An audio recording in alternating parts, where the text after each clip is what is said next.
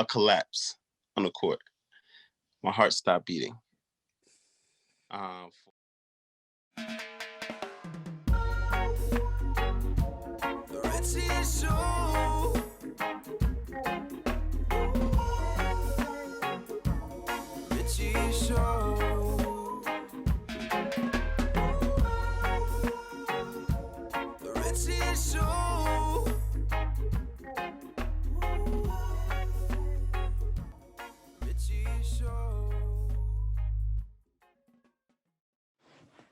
I'm here with Tyrone.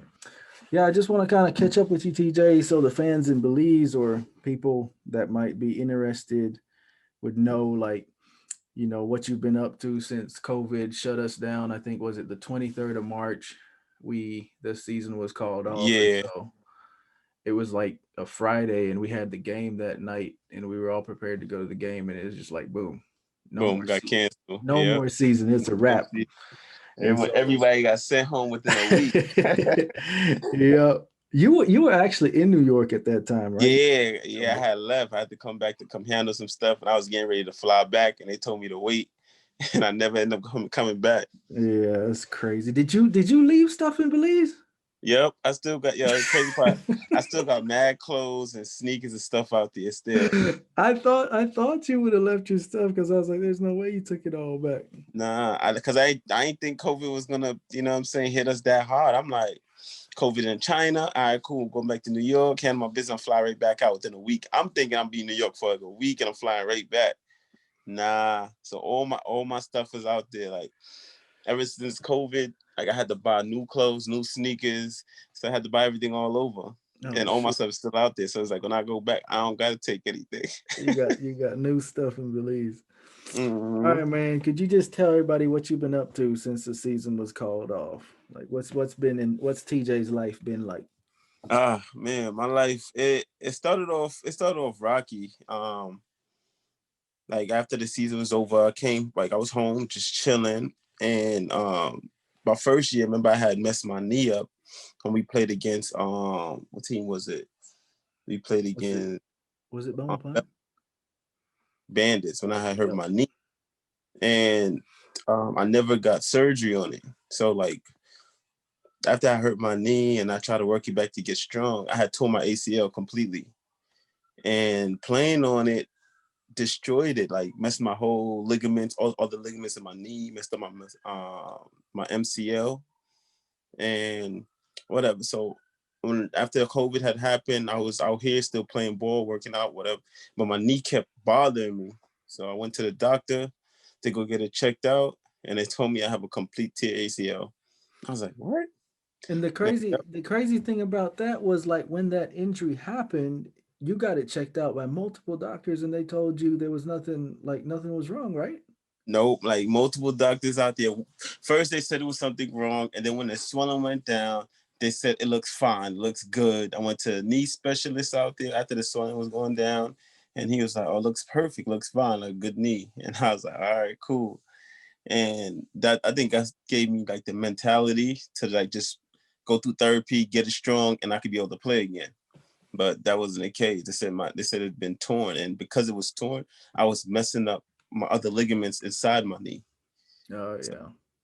So when I went to the doctor to get it fixed, man, I had to get surgery. I had to get surgery, and I didn't get surgery until this late October because of COVID. Everything was pushed back, everything was shut down. So I had to wait a long period of time to get surgery. And I got surgery on my knee. My knee's fixed now, but since I've been down, can't play ball. New York been shut down. All the gyms been shut down, so it's not like I'm really missing much. And I jumped into like acting and modeling. Right. Yeah. So it's going pretty cool. You know what I'm saying? So it's fun. It's not something I thought I would really get into because sometimes I'd be like camera shy, but the more you do it, the more comfortable it becomes. Yeah, so you told me you're gonna be the next Denzel, right? Hopefully, I'm be the next Michael B. Jordan. I'm saying new up and coming. You better watch out, man.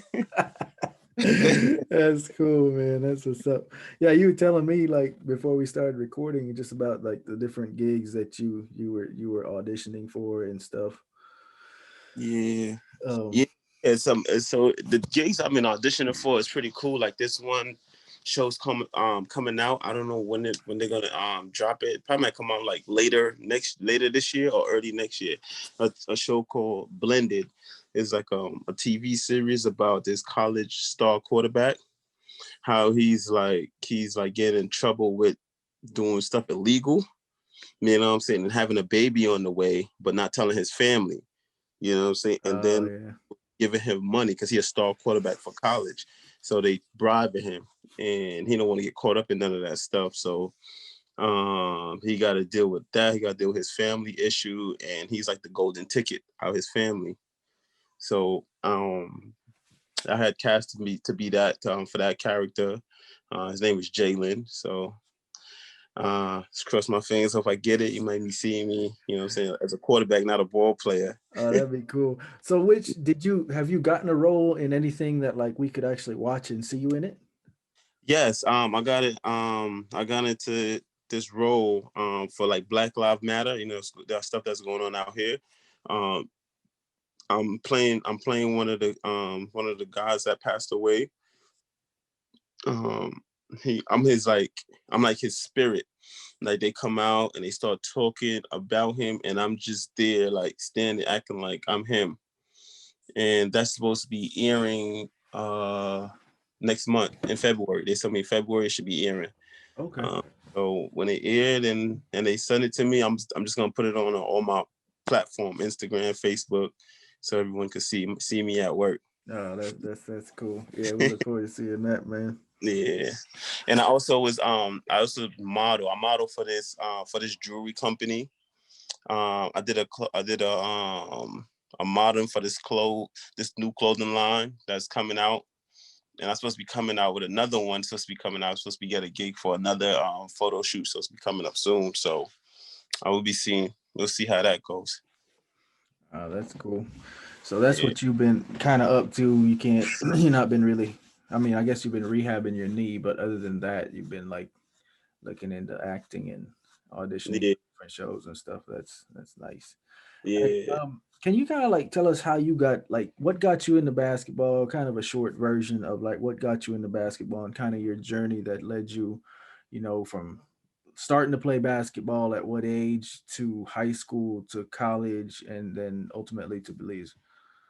Um, what started me playing basketball? Truthfully, popularity and girls, because when I was young, when I was younger, when I was younger, I wasn't a ball player. Like I was a regular kid. You know what I'm saying? I would shoot around here and there, like at recess if kids play ball, but I wasn't like going to practice, being on teams. Like I didn't play collegiate basketball until college. Like I didn't even play high school ball. Oh, But um after I got expelled out of my first high school, I had to sit out a year, and then I went to go live with my uncle.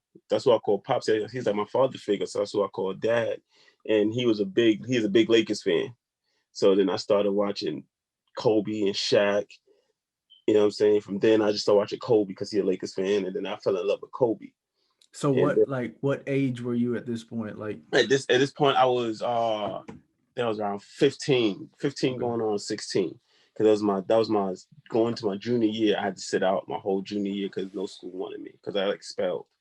Because I got expelled of school. So I had to sit out that year, the rest of the school year. So yeah, so I started watching basketball and started watching basketball with him, and then I started going to the gym. And the more I kept going, the more I started liking the game. And I'm like, yo, I think I want to play ball, like for real. You know what I'm saying? And now it was not even about me getting girls, because growing up, like if you're a star over here, like New York, Brooklyn, you're a star. Girls come to you, you don't have to go to them. So I'm like, man, that's what I want to be like. So I started playing ball, but I wasn't good. I was terrible. You know what I'm saying? But thing that makes me start is defense, and then I started working on my offense. It took a long time, but I was committed. And by me being committed playing ball, it made me go to school. Like, I need grades to play. So I'm like, all right, cool. So that's the reason I couldn't play high school ball, because I didn't have the grades. It wasn't because of the skills, because I started working out heavy. My going to my junior year and my senior year, I went to the gym heavy, get a lot of shots, do a lot of videos on YouTube. I didn't have a trainer. Did everything on my own. I went on YouTube, teach me how to shoot, teach me how to dribble. Like, and I just went to the gym. Whatever I seen, I practiced. And if I play pick up ball with my friends, whatever moves I seen, I like it, I practiced it. And that's what made me get a little better. Then I graduated high school.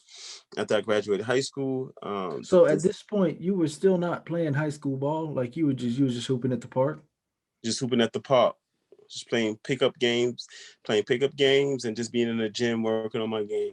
Still ain't playing high school ball. Yeah, but And so did you? But did you have like now you had a drive, like you had a dream you wanted to play college though? Like at this point? yeah, I had a drive, but I didn't think I was good enough. Like, after I graduated high school, I'm like, yeah, college, that'd be fun, but nobody knows me. I don't have no resume. I don't have no Yeah, highlight. I don't have nothing, no So exposure. um no exposure. I had no exposure. So it's just me, just a kid from the hood that learned how to play basketball. And I started at a late age, like 15, 16. It's kind of late. So um I graduated high school. I was like 19. I graduated high school, going on 19. Met this guy named Tip. He's like a basketball guru out here. Like, he helped players get to school. You know what I'm saying? Help put players in school. And I met him a year after I graduated high school. And I met him in January of 2012. January, I met him. And he told me, he was like, keep coming to the workouts. His workouts is 6 a.m. I live in Brooklyn. I had to travel to Queens. So it was like, I have to get up like 5 o'clock in the morning, jump on the train, and then go to his workouts Monday through Friday. That joint was crazy. Like 6 a.m. to 8 a.m. workouts, or 9 sometimes, depends on the school days. So I was doing that for like about, you say about 2. I went to him in January, about 5 months. Like, I stayed committed. You know what I'm saying? I'm like, yeah, I'm gonna try it. And it gave me motivation. I wrote his workouts. I feel like I'm getting better. My shots improving. And then summertime came. He gave me a couple schools to call. He's like, call these guys. And I already told him about you. They expecting your phone call. So he gave me 3 different coaches. Two in Cali and one in Florida. The first coach I called was in Florida. He didn't answer. And then the one in Cali, it was Bakersfield Community College. I called first. He answered, spoke to him. I told him I didn't play high school ball, and um, I'm a guard and whatever. And he was like, okay, cool. Tippy spoke to me. He said that you know what I'm saying, you're a hard worker, you're a natural athlete, and we'll redshirt you. I didn't want to hear that. You know what I'm saying? You want to Like, play? yeah, I want to play. Like, I'm coming out here, I want to play. I don't want to get redshirted. So I'm like, okay, cool, coach. Thank you so much. And he said, all right, we look forward to you. Got to apply online. So then I called the last school, Porterville College. This time they're looking for a scorer. And I spoke to Coach Haynes. At this time, he was an assistant coach. And he was like, listen, man, if you come out here, and the coach is from New York too. He's from Far Rock, New York. And he played for Tippy. So it's like, yeah, if you keep telling me straight up, you come out here, we're looking for a starting 2 spot. Like, the starting 2 spots available. If you come out here, you show what you can do, you can get that spot. And I was like, all right, music to my ears. I'm like, yo, I'm with it. He's like, yeah, just send your highlight. I said, I got uh, no highlights. highlight, coach. I don't got that. And he was like, well, make something up. So I went to the gym. I told my friend to record me. He recorded me dunking and a shooting drill. That's my highlight. Yeah. Me dunking the ball and shooting drills, and I sent it out. He said, our coach said, yo, this must be the most ghetto-ass highlight tape I've ever seen. The highlight tape got me in school, though. Like, he took a Oh chance with man. me. He took a chance with me. I took it, and I ran with it. Right. And when he saw me play, he told me straight up, he's like, yo, Ty, you got talent. but you're not a ball player. You just got raw talent. And I was like, all right, cool. You know what I'm saying? So I told him, I said, so what do I got to do to become a basketball player? You know what I mean? So he sat down with me. He worked with me. I put in film, watch film. I studied the game, and he put me through a lot of drills, and I started understanding the game. So my freshman year, I did really good. I got made the all freshman team. I got rookie of the year that year, and I made the all conference team. All my rookie year. And I didn't play high school ball. I never played collegiate ball. It was my first time playing collegiate ball. First time playing collegiate ball. That's And crazy. I accomplished all that. Then I didn't expect none of that. Honestly, I didn't expect that, but heart. I think that's what dropped me was the heart. Like I really loved the game. Yeah. And I really felt like I can do something with this opportunity. You know what I'm saying? So my going to my sophomore year, I made sophomore team again, all conference, first team, and I was ranked.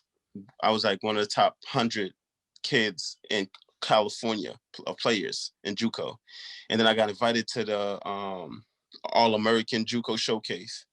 I said that was in Vegas, so it was pretty good from there. And then that's when I got my full ride scholarship to go play at Queens College. Oh, my fault. After I graduated from Porterville College, 2015, I graduated from Porterville College. Coming home, I had a lot of not a couple of D1s. I don't say a lot. I had Cal State Bakersfield, Cal State Fullerton, Idaho. Tippy got me to go. Idaho was interested in me. I was supposed to go out there for a visit. Boston College, and what else? University of Buffalo. Those are my 5 D1 schools. And Wagner was offering me a half scholarship because they wanted to bring in a big man. So it was like they're gonna split the scholarship between me and a big man, and then my senior year they're gonna give me a full ride. Yeah. So at So this point, you still have 2 years. You're yeah, eligible. so I still got 2 years to play college basketball, and from not playing high school ball to having colleges that want me, my phone just had been going off. Like I got a bunch of D2s, NIA D1s, like, and I wasn't worried about none of them. I'm like, I gotta go D1. I gotta go D1 because I'm trying to. Yeah. I'm like, I need to go D1. So I'm excited. I'm showing my friends. I even got agents hitting me up now. It's like, I'm like, yo, bro, where they get my number from? And he's like, yo, because they could just search you now. They could just search your name and they see what you did. Now they'll find you. I'm like, all right, cool. So I'm riding a high horse now. I'm high. I'm working out 3 times a day. I'm motivated. You know what I'm saying? I feel like I'm in the best shape of my life. I'm at top of my game. I'm really athletic. I'm dunking whatever I want on whoever I want. I'm shooting. I'm scoring. I was at the top of my game. And then July 9th, 2015, I went to go play in this park called West 4th. It's like one of the famous park in New York. Famous summer tournament, West 4th. It's a legendary tournament. My friend, my best friend, we took the train. And when we got there, I suit up. I was late. I suit up. 5 minutes into the game, a collapse on the court. My heart stopped beating for a couple minutes. Now at this point, I don't remember this. I don't remember this day. This is what my best friend told me. He was like, "Yeah, 5 minutes." They were shooting a free throw, and I was just backpedaling. No one was around me, and I just passed out. So my heart stopped beating for like about a couple minutes. And then some guy came and splashed a bucket of ice cold water on me. And he said, that's what woke me up. And I was like, what? So I didn't remember that. So it And wasn't even like the EMTs or like the like no medical they people, just through no water. medical there yet, just a bucket of ice cold water. They said he just like splashed it on me and then I just jumped up. And then I still don't remember. I still like unconscious. He was like, they sat me on the sideline and they see that I still wasn't like responding. Like I still wasn't there. So they called it. The EMT came, we sat in the truck, in the back of the truck. And he said, they asked me what day it was. I said, it's a Saturday. It was a Tuesday. He said, oh, hell no. Nah. I called my mom. He started calling everybody. You know what I'm saying? He started calling everybody. Like, I was like, wow. So I woke up in the hospital. That's the farthest I remember. I remember that morning. I woke up watching Martin. That's all I remember. When you woke Like, up in the hospital? no, when I woke up in the hospital for that day though, I don't remember playing Oh, basketball. you don't even remember catching the train. You don't remember nothing. You just None remember of that. that you I woke just up and wake, started watching Martin. yeah, that's all I remember. Waking up watching Martin that day.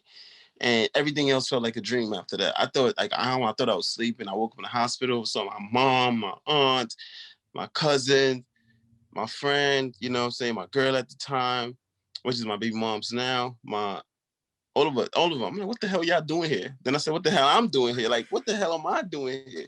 And he was like, boy, you passed out. It's like, where? In the park. So they ran some tests or whatever. They ran some tests and they was about to let me go. I was ready to go. Like, I don't like to be in hospitals. All right, cool. But the doctor was so confused to why I passed out.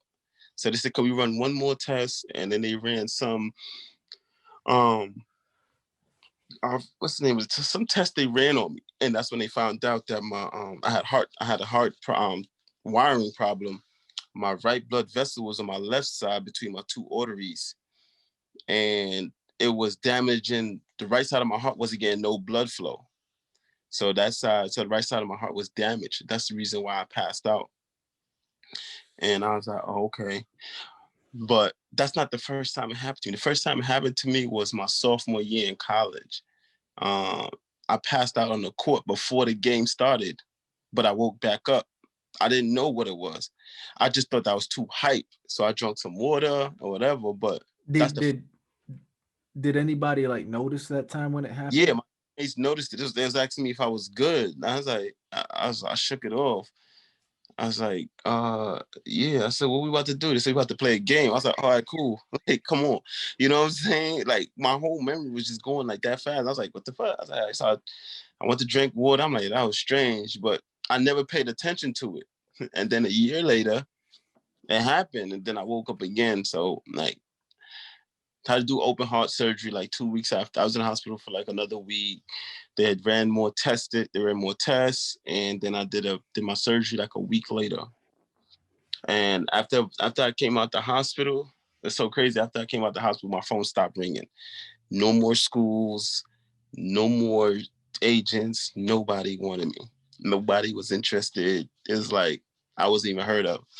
And it put me in a bad place. I was bad. And the only school that still offered me a scholarship was Queens College. The coach, he came and visited me in the hospital. He told me, he's like, even if I still can't play basketball anymore, still give me a scholarship. Man, that's crazy that like the coach will do that too. That just goes to show heart, like just a good person because like you're up here, like that's kind of I think when you see the ugliness of the business, Right, because it's not about you as a person, it's just about you as an asset. right. I mean, because they know Mm-hmm. that you can help them win games, you can help their school make money, and so if you lose that ability, or they in their opinion or in their judgment, you lose that value, like it's a wrap. I mean, Yeah, it's yeah. crazy. It's definitely a rap, and that's what like going playing at a high level. It shows you is business, not personal. You know Hmm. what I'm saying? It's like everybody's job is at stake. Your job, the coach's job. So it's like, yeah, you could build a relationship with the coach, but it's on to the next. You Exactly. down and out onto the next. You know what I'm saying? It's like non-personal, but I gotta keep my job too. Yep. So I was like that point. I hated all the schools. I hated the coaches. Like they all fake, but I didn't know no better. Yeah. You know what I mean? So I got there and I started learning. Even the coach that gave me the shot at Queens College, like he gave me a hard time to get into the school. Like we'll stay in contact. I was trying to call him or whatnot. He wouldn't answer at one point. So I had to keep going up to the school. I had to tell him like, oh, my physical therapy is going good. The doctor said, everything's going right.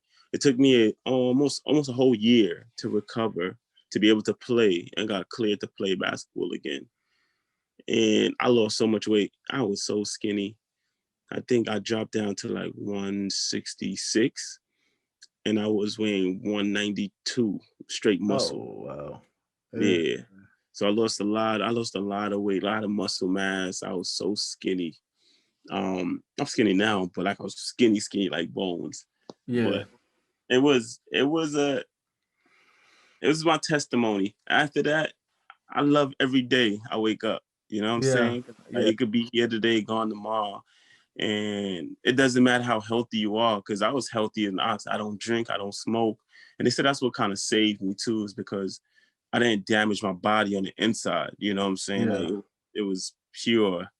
And I developed so much muscle on the left side of my heart. It allowed me to survive for so long. Yeah. Your body like made amends and compensated for it.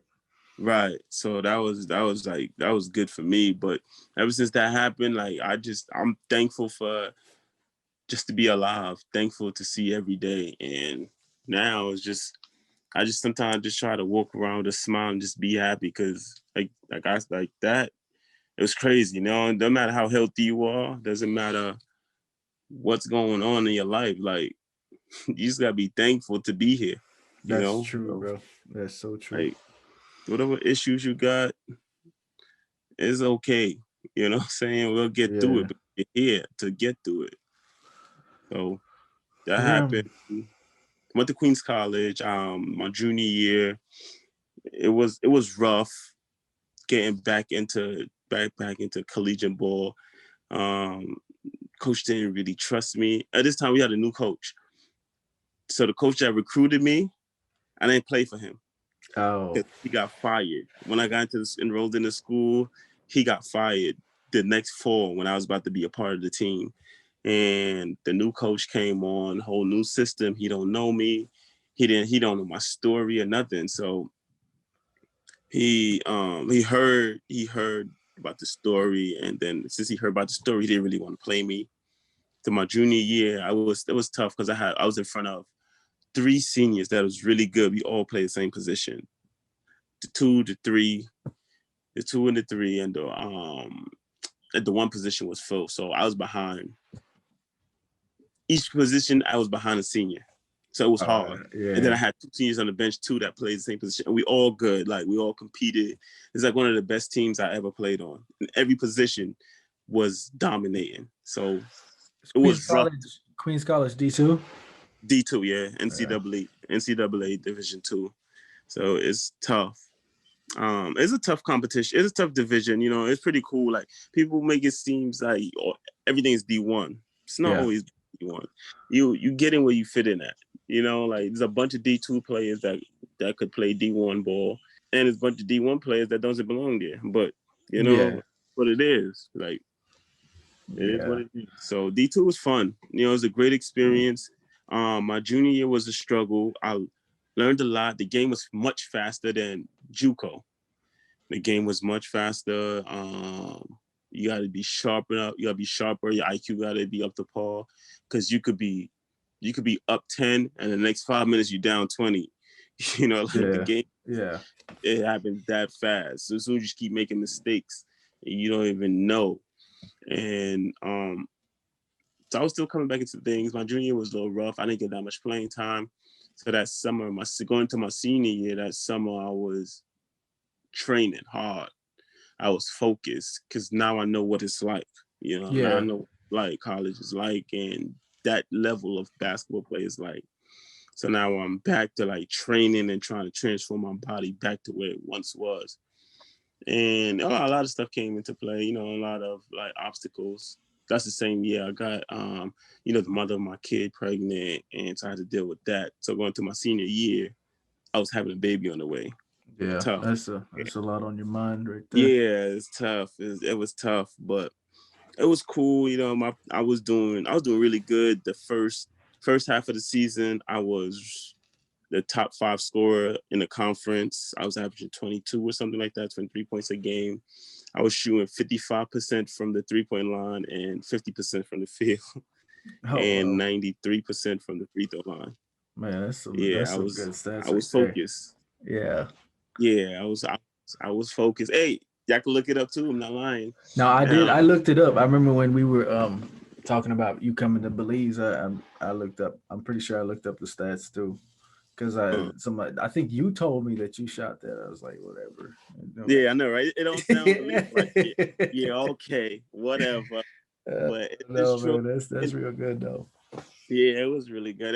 And my senior year, I was ranked 7th in the country through rate percentage. I finished the season with 47% from the 3-point line and 50% from the field. So, and I was ranked 13th in free throw percentage. I shot 89% from the free throw line. So I was ranked in the country of D2. So that's over Oh like yeah. over a couple hundred schools. Mm-hmm. Yeah, in Division 2, all the Division 2 in the country of the USA. I was ranked 7th. So that was pretty good for me. And then That's that's how I end impressive. up. So that's how I end up. I ended up going to Belize. No, Belize was on the table. In my senior year, Belize was on the table because of my cousin, Leroy Yeah. Lariano. He the one that told Coach Tar about me. And then Coach Tar was trying to get me to come out there to play in the playoffs. If they had made the playoff that year, I was gonna fly out and play for them. This is Bandits. This time Yeah. he's Bandits. So he was like, all right, cool. He's like, yo, we'll fly you out here just for the playoffs. Because I was still in school. I was like, all right, cool. If you could fly me out there for playoff, that'd be cool. So, but they never made the playoffs, so I never went. Yeah. So I ended up staying out here training. Now I'm trying to get playing pro. I got a couple invites to go work out in Vegas, try to get an invite for the G League. But I never end up doing that either because I end up hurting myself playing in a tournament out here in New York after school, which I should never did. But I did it, so that ruined my whole summer. So then I'm like, I got in a funk, and then Coach Charles gave me he hit me up late October. He asked me if I still was playing ball. I was like, yeah, I'm trying to. And then he asked me to come out there in Belize. And I was like, all right, cool. I'm going to come, try to come out there and play my first year and get it out the way and see how it is playing pro ball. Yeah. That's when I end up meeting you and the gang. I started meeting everybody, Chris, played with JR, cousin, and it was fun. And then I also end up, that was the same year the national team was coming around. So I'm like, Mm-hmm. all right, cool. You know what I'm saying? It worked out perfect for me. So I ended up playing for a national team. So that was dope. That was big. Yeah. And it was a great experience. Like playing. I love that field though. I love playing in front of a crowd. Like, I don't know. I just love it. Yeah, and you got to play when the national team was playing at home too. So Yeah. that was really nice. Yeah, that was That was really fun. dope. Yeah. Yeah, it was fun and dope. It was fun. I wish, I wish a different outcome, but the Yeah, for experience was sure. fun. For sure. Yeah. The Yeah, experience is fun. the experience was really, really, really fun. I had a ball. I had a ball doing that. Yeah. Next question. Are you like you at all like superstitious? Do you have any like superstitions like when you're playing, you know how they say athletes are superstitious. Yeah. Okay. What's my superstitious thing is like before a game, I like to go get some shots up, and then after I take a shower, after I get some shots up early, get my body warm and loose, I'll come back, take a shower and take a nap. It's like I have to take a nap. If I don't take a nap, I don't feel like I'm gonna play well. Take a nap, and then right before I play, I gotta go to the bathroom to let drop some loads. This like I feel like light I am, the better I'm gonna play. Like I said, I get it all out of my system, all the nervousness, you know what I'm saying? So like take a nap, Shoot. wake up with a heavy stomach, hit the bathroom, just let it all out. Get on the court, I'm light, loose, Ready ready, to go. Ready ready to to go. go. I'm saying, I think that's my superstition. I have to take a nap. If I don't take a nap, I feel like I don't play well. You Yeah. know? Do you like what's your like what's let's talk a little bit about psychology, like your mindset when it comes to playing. Like what's your mindset? Like do you feel like do you believe you're the best player on the court all the time, or do like if there's another guy that can hoop and you're like, well, you're guarding him, and so you're like, now, you got to respect him. What's that line between respect versus, hey, I'm better than he is type of thing? Kind of just take us down that road as far as it goes on in TJ's head. What goes on in my head? first and foremost, I feel like I'm the best player on the court at all times. Even if I'm not, I feel like I'm the best player because I bust my ass. You know what I'm saying? I don't know if I curse, but Oh, like you good? I work hard. Like, so I'll be mentally, I feel like I outworked you.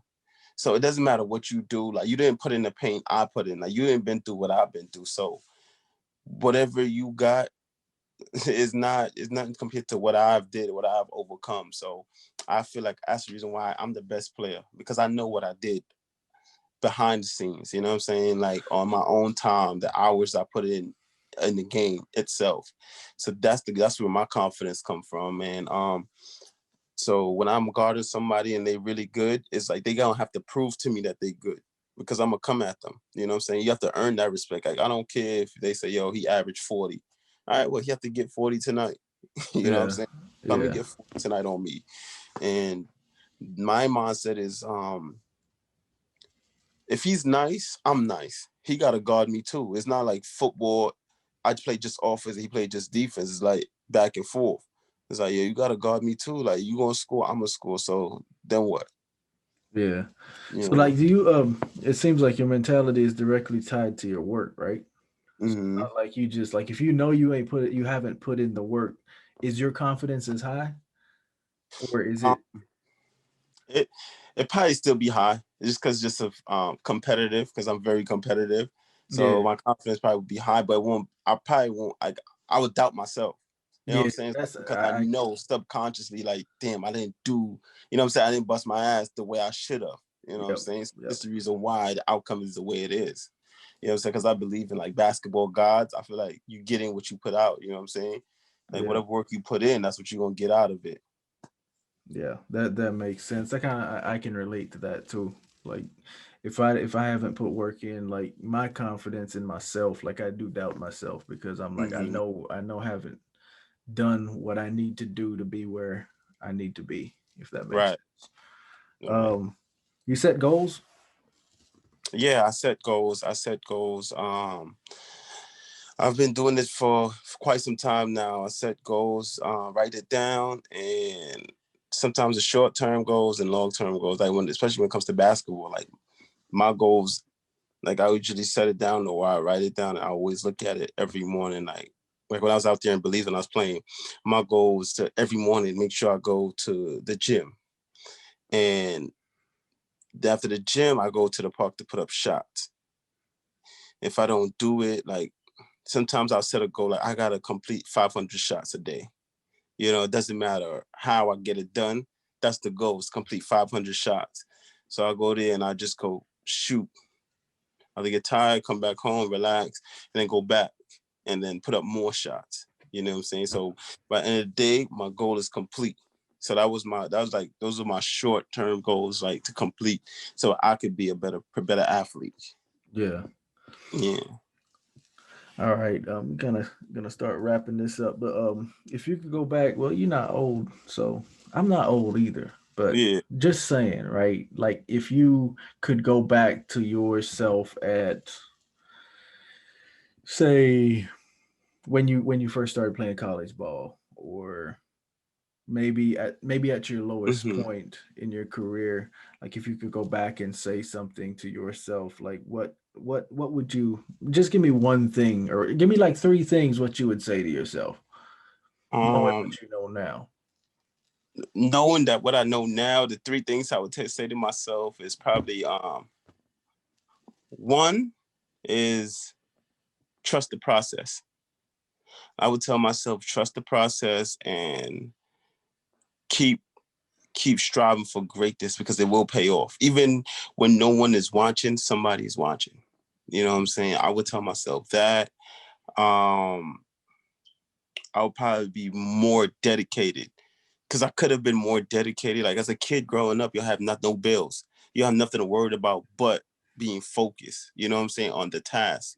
And I probably would have been paying more attention in class, because learning is very important. Like, I learned that after I got out of school, like, yo, learning is great. Like, when you learn something is amazing. So those are two things I would definitely tell myself.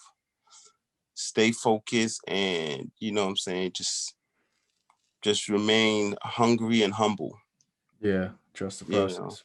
trust the process. I would definitely tell myself, trust the process and it will pay off. Even when you feel like it's not going to pay off, it's going to pay off. Even when no one is watching, somebody is always watching, Yeah. and just keep working. Because some days, like if you're a kid, you'll train, but you ain't going to train to your full ability. You'll go to a Mhm. certain extent. Then after that, you'll take like a week or 2 weeks off, then go back and then work. No, trust the process. Keep going. Keep going. You're only gonna get better. And you can't see it. Others gonna see your progress. That's the crazy part. Like you're trained Yeah. so much that you don't see it until others sees it before you see it. Yeah. Yeah.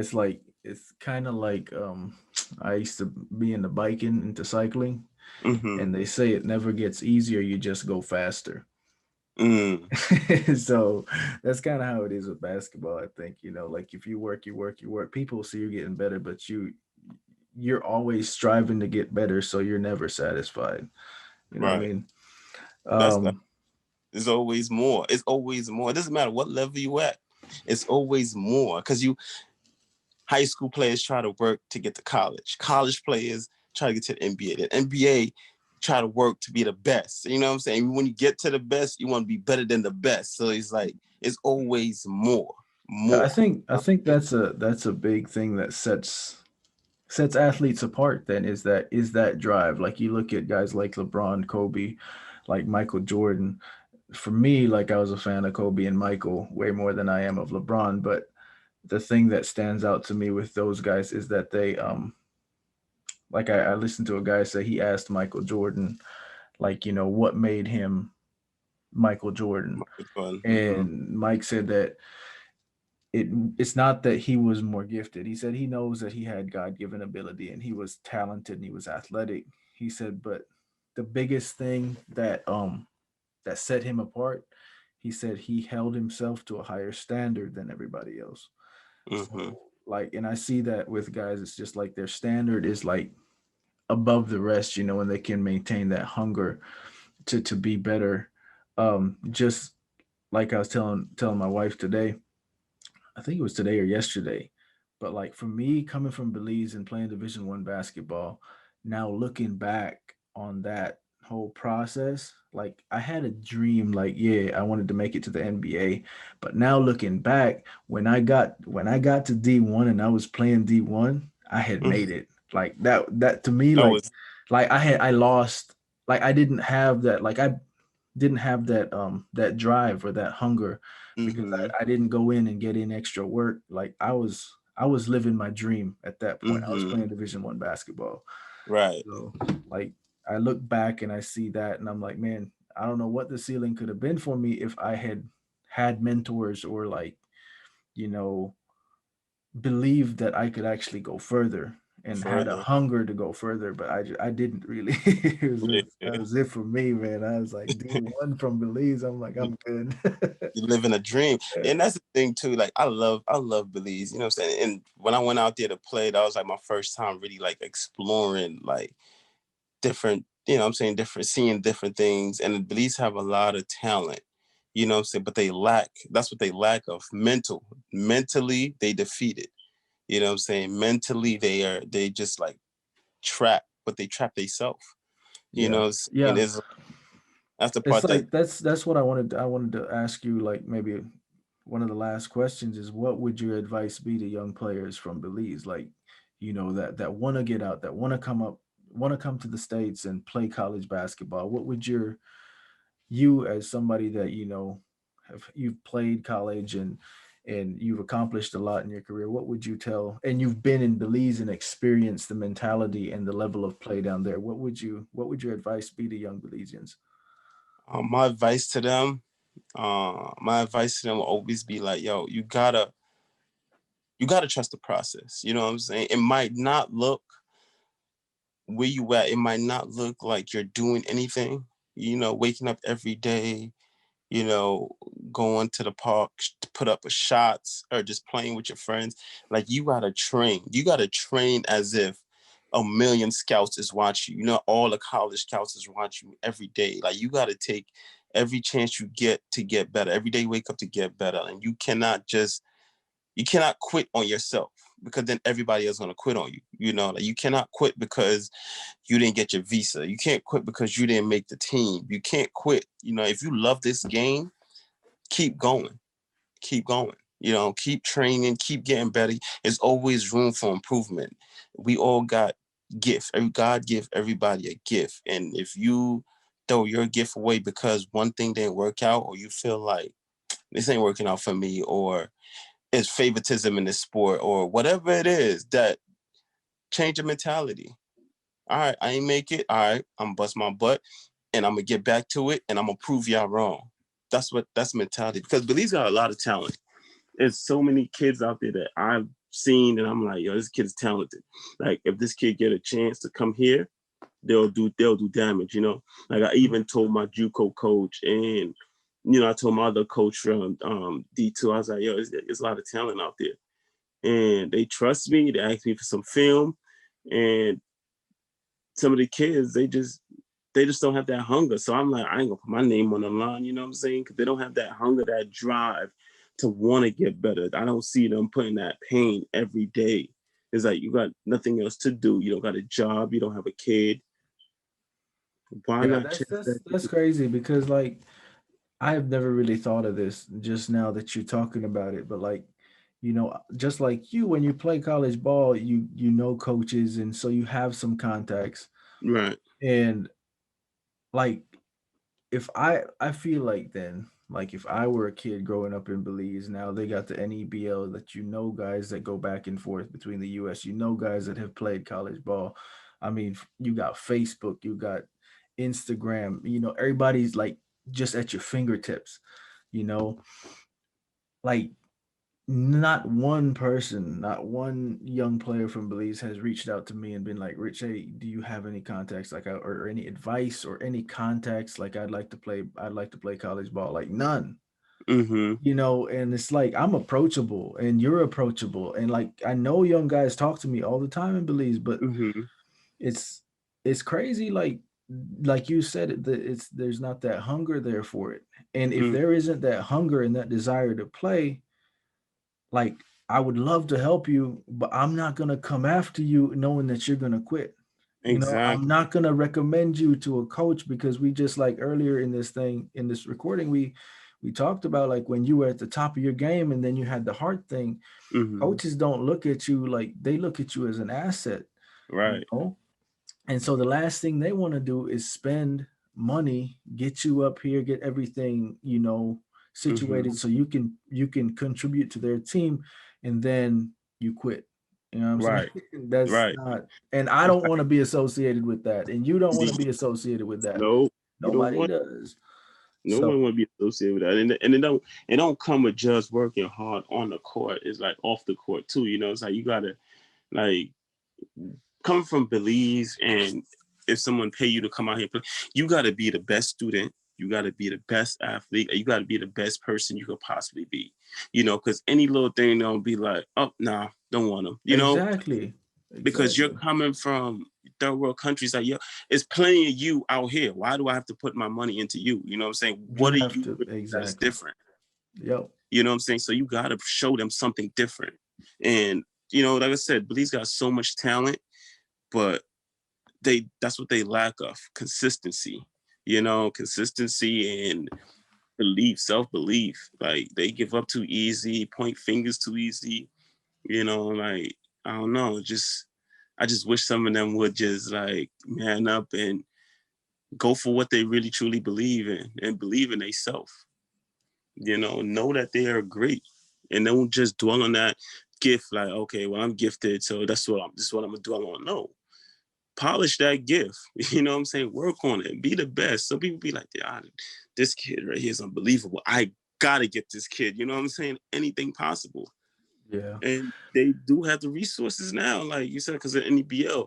So many of us we run through coaches. There's so many coaches I run through on a daily basis. You know what I'm saying? Like, even the guy I told you about, Tippy, like, I could easily call him, like, Tip, I got this player, this kid out here. He's really good.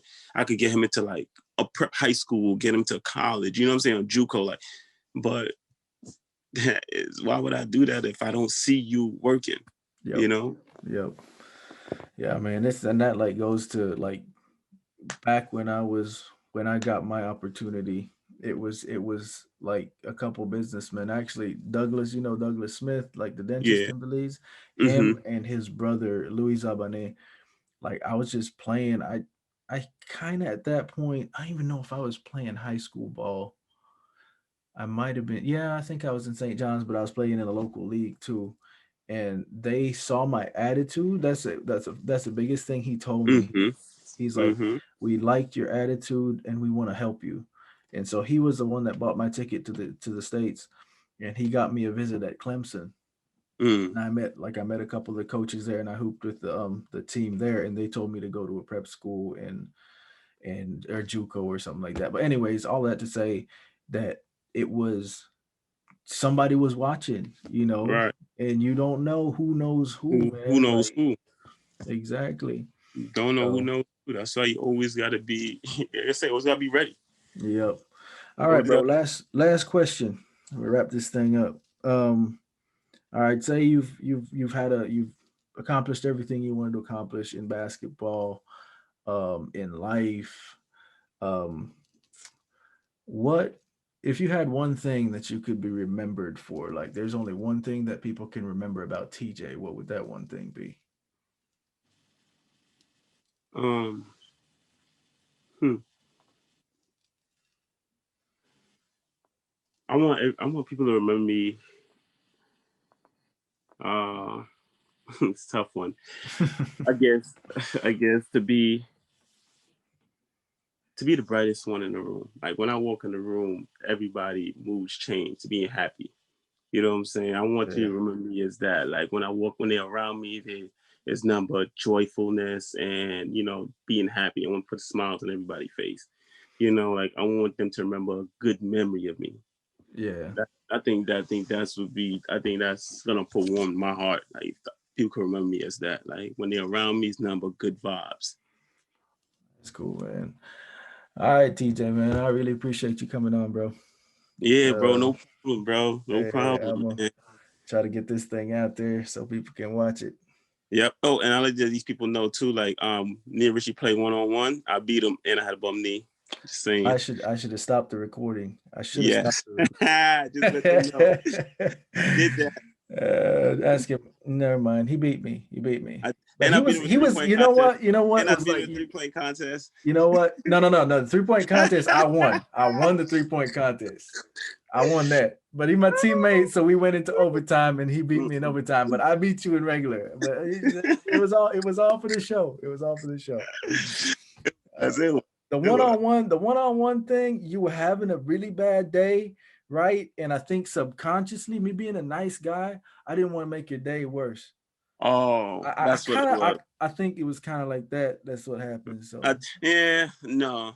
You yeah, man, competitive. You don't care about my you were day. having. Hey, man, I'm a nice guy above everything, Nah, yeah, you're a bro. nice guy off the court. You were my teammate. You're my teammate That doesn't too. mean anything between them Eh, lines. That don't mean nothing. You know that don't mean nothing between them lines. That's why I Even if said. not. That's why I said it wasn't a conscious thing, right? It probably was like, yeah. All right. Anyways, we're cutting this off, bro. Let me stop this recording.